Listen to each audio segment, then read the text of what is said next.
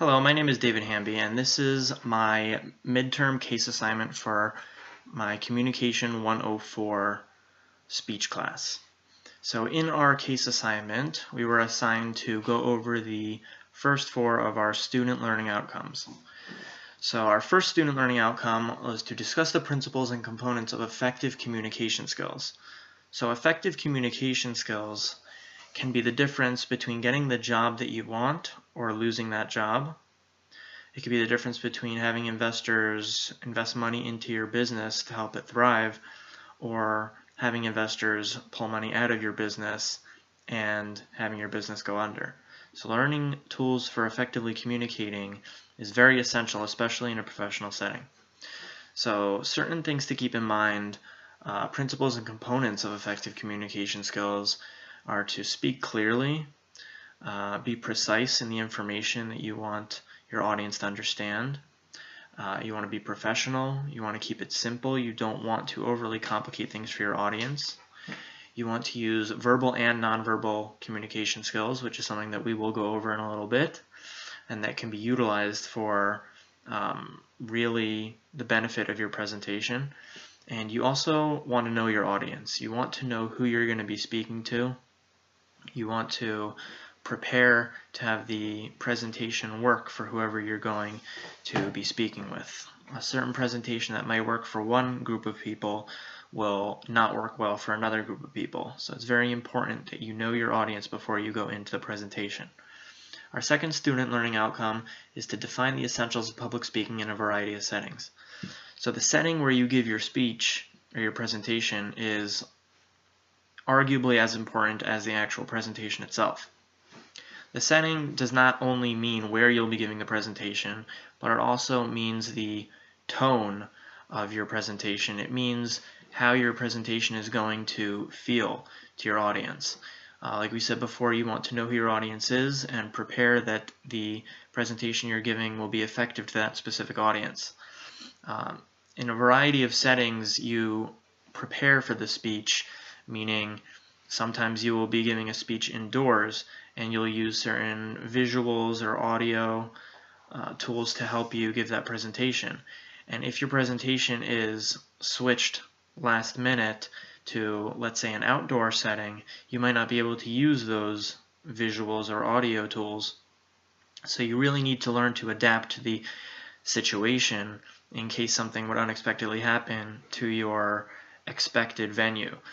So for example, if you were expecting to give a speech inside, like I said, you might have certain visual aids that you were planning on using to help you. If your presentation is switched to being outside, you will need to know how to adapt to that situation. You might have to compensate for the lack of visuals that you won't be able to use, which means you might have to speak more or give over more information that you were planning to give over. So learning how to deal with a variety of settings is very important in effectively communicating properly. So our third student learning outcome was to use verbal and nonverbal communication skills that augment content to maintain audience interest.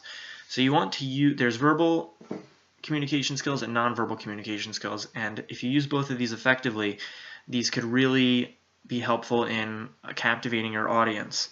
So verbal communication skills are the way you talk, the tone of voice that you speak in, how powerful your vocal cords are, how captivating you are to your audience is very important because you don't want them to lose interest in your presentation. There are also nonverbal communication skills that you can use, such as hand gestures and good posture, walking back and forth. You want to be able to use these tools to your advantage so that you can captivate your audience. And it's possible to use certain verbal and nonverbal communication in a negative way. So positive ways you could use nonverbal cues are eye contact. You want to keep eye contact with your audience. You want to have good posture. You also want to keep a calm demeanor. You want to seem calm during your presentation and collected. It gives a more professional feel to your presentation. You don't want to seem very nervous. You don't want to be jittering. You don't want to be hunched over. You want to seem very professional to your audience. The more professional you seem to your audience, the more real of a of a presentation it will seem to them. Negative nonverbal cues, like wandering eyes, restless legs during an interview. If you're sitting with an interviewer, they don't want to see that your leg is shaking back and forth. They want to see that this is someone that they're going to have in their company that's calm, that's collected, that's professional. So utilizing verbal and nonverbal cues is very important in engaging an audience. And our fourth student learning outcome is to apply technology as an aid to present clear and concise oral presentations.